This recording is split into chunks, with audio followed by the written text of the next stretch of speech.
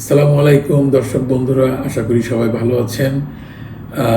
আসলে আমি হাইপারটেনশন বা উচ্চ রক্তচাপের ট্রিটমেন্টের দিক নিয়ে কিছু কথা বলছিলাম।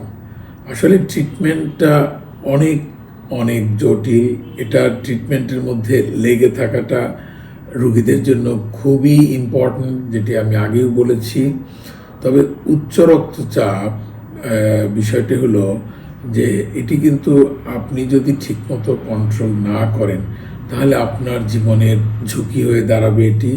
এই জন্য অবশ্যই মনে রাখতে হবে কিভাবে আমরা এটিকে কন্ট্রোল করতে পারবো। তো কন্ট্রোলের উপায় হচ্ছে অ্যাট দি সেম টাইম দুটা কাজই করতে হবে, যেটি আমি বলছিলাম আমার আগের ভিডিওগুলোতে, যে লাইফস্টাইল চেঞ্জেস এটি কিন্তু সবার জন্য প্রযোজ্য। আবার হলো ওষুধ দিয়ে চিকিৎসা করা, এটিও আমরা সমানভাবে পাশাপাশি কন্টিনিউ করতে থাকব। ওষুধ দিয়ে চিকিৎসার একটি বড় দিক হলো যে আমরা কত পর্যন্ত আপনার ব্লাড প্রেশারটাকে নামাতে চাই। This is very important issue. এটি নিয়ে অনেক ডিবেট, অনেক গবেষণা, অনেক কিছু আছে। এটি দেখা যায় যে এখন ইদানিংকালে বলা হয় যে ব্লাড প্রেশারটাকে কমিয়ে আমাদের 120 এবং 80-র মধ্যে অথবা এরও নিচে নিয়ে আসতে হবে। কেউ কেউ বলে থাকেন কোনো হাইপারটেনশন স্পেশালিস্ট যে দি লোয়ার দি বেটার, অর্থাৎ যত আপনি কমাতে পারেন ততই ভালো। কীরকম ভালো?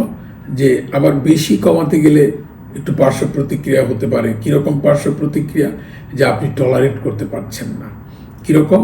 যে একটু ডিজি হচ্ছে, মাথাটা ঘোরাচ্ছে, মাথা ঝিমঝিম করে, যদি ব্লাড প্রেশারটা বেশি কমে যায়।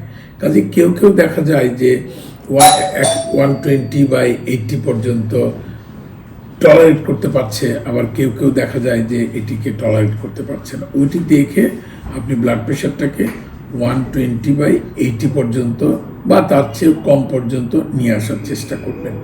আশা করি ভালো থাকবেন, সুস্থ থাকবেন, ব্লাড প্রেশার ওষুধ নিয়মিত খাবেন, এবং তাহলেই আশা করি আপনারা ব্লাড প্রেশার, উচ্চ রক্তচাপের যে সমস্ত খারাপ দিক আছে সেগুলোর থেকে নিজেকে মুক্ত রাখতে পারবেন। আসসালামু আলাইকুম।